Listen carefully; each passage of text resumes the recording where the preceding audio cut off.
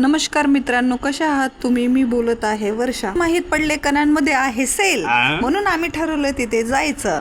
चला तर मग पटापट कामं करून जाऊया तिथे. तुम्ही पण सेल मधल्या अशा वस्तू खरेदी करतात का? मला कमेंट बॉक्स मध्ये नक्की सांगा. पहाटे उठून मी लवकर केले पूर्ण कामं, आणि कामं केल्यानंतर सगळ्यात अगोदर राहते माझी पूजा. पूजा केल्याशिवाय मला बिलकुल बरं वाटत नाही. पूजा केली म्हणजे घरामध्ये थोडी शांती आल्यासारखं वाटते.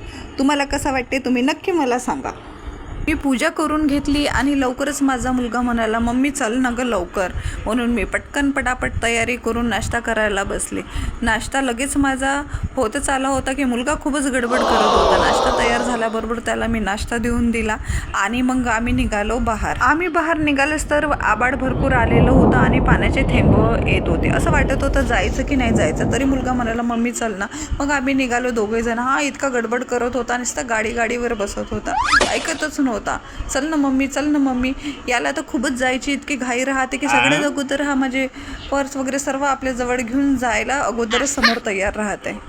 मग आपण जाऊया या सेलमध्ये. हा सेल भरपूर लांब नाही आहे, हा फक्त 1 किलोमीटर अंतरावर डोनेकर सभागृह इथेच आहे.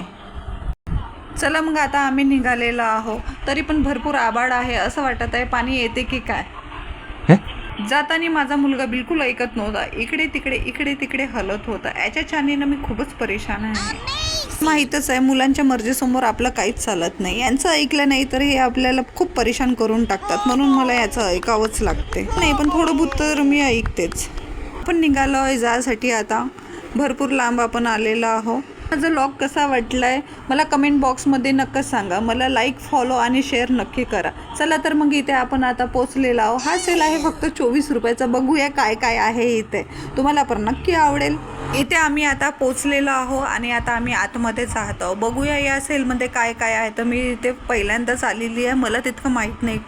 मला फक्त माहीत पडलं की सेल आहे म्हणून चला म्हटलं बघूया काय आहे. तर इथे गाडी आता आतमध्ये लावलेली आहे आणि आम्ही जात आहे आतमध्ये.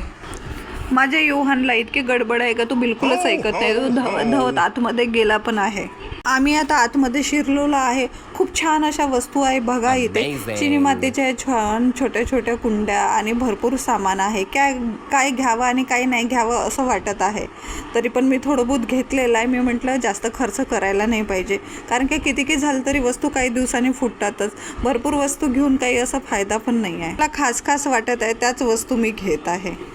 सामान घेऊन इकडे तिकडे नाचत आहे आणि मम्मी हे सामान घे, मम्मी ते सामान घे, माझ्या मागे लागलेलं आहे. मला तर काही सुचत नाही आहे काय घ्यावं आणि काही नाही घ्यावं. तरी मी भरपूरसं सामान घेतलेलं आहे. तुम्हाला पण यायचं असेल तर नक्की इथे या. शॉपिंग झालेली आहे आणि आता मला थोडं थकल्यासारखं वाटत आहे, कारण भरपूर वेळची मी घरून आलेली आहे आणि इकडे तिकडे फिरू माझे पाय पण आता दुखायला लागले आहे. तरी मुलगा म्हणत आहे, मम्मी हे घे, मम्मी ते घे, काय घ्यावं. तरी पण मी त्याच्या मताने थोडं बहुत काही सामान घेतलं आहे आणि आता आम्ही रिटर्न आमच्या घरी यायला निघालेलो आहे. तुम्हाला माझा हा व्लॉग कसा वाटला मला नक्की कमेंट बॉक्समध्ये सांगा. मला लाईक, फॉलो आणि शेअर करा.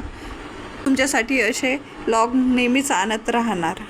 चला तर मग नंतर भेटूया आपण. चला बाय.